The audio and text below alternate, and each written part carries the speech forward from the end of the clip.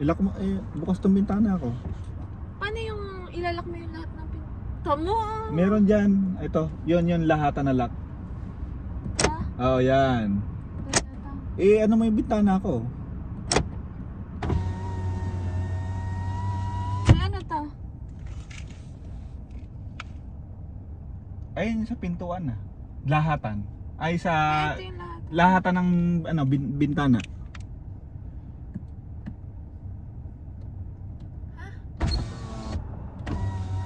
Ito. Ewan ko kung ano yun. Ano ba nakalagay? Bawal may, try mo baba. Try mo baba. Ayan. Sa bintana, sa ano yan, sa salamin, sa side mirror.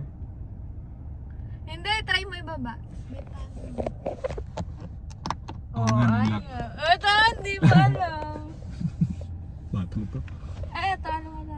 Ayan yung sa side mirror. Sige, galawin mo. At hindi mo edi ayusin mo. Oo, ayusin ko yun mamaya. Madali lang naman yan ayusin.